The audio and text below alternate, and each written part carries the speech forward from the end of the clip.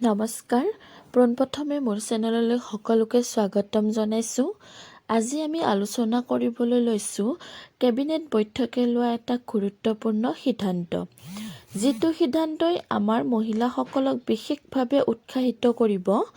মুখ্যমন্ত্ৰী মহিলা উদ্যমিতা আঁচনি যি 10,000 টকা অসম চৰকাৰে মহিলাসকলক দিয়া কথা কৈছিল, সেই 10,000 টকা মহিলাসকলে কেতিয়াৰ পৰা লাভ কৰিব সেই সম্পৰ্কত আজি কেবিনেটৰ বৈঠকে সিদ্ধান্ত গ্ৰহণ কৰে।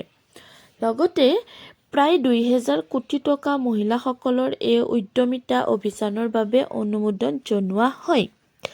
মুখ্যমন্ত্ৰী মহিলা উদ্যমিতাৰ আঁচনি কোনসকলে লাভ কৰিব আৰু কোনসকলে নকৰে, লগতে কেতিয়া এই 10,000 টকা পাব সেই সম্পৰ্কে আয়ুক্তৰ সভাত মুখ্যমন্ত্ৰী ডাঙৰীয়াই কৈছে যে 30 লাখৰো অধিক মহিলাৰ তালিকা প্ৰস্তুত কৰিছে।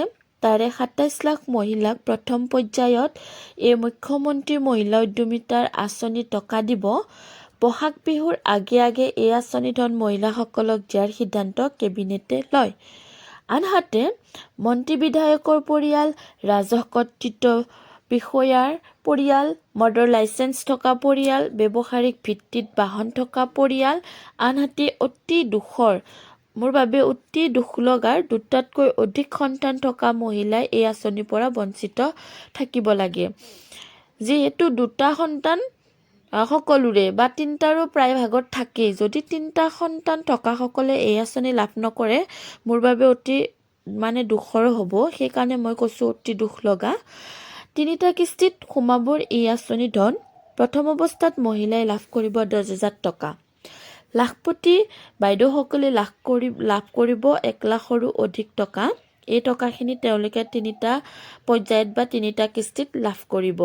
এপ্ৰিল মাহত প্ৰথমে বিহালী সমষ্টিৰ পৰা আৰম্ভ হ'ব লাখপতি বাইদেউসকলক আঁচনিৰ ধনৰ প্ৰদানৰ প্ৰক্ৰিয়া। তাৰপিছত লাহে লাহে প্ৰত্যেকটো সমষ্টিতে গৈ থাকিব সেই চেম প্ৰক্ৰিয়াৰ মতে। মোৰ ভিডিঅ'টো আজি ইমানেই আছিলে। যদি চাই কিনি ভাল লাগিলে এটা লাইক কৰিব, কমেণ্ট কৰি দিব, লগতে মোৰ চেনেলটো ছাবস্ক্ৰাইব কৰিব বুলি আশা ৰাখিলোঁ।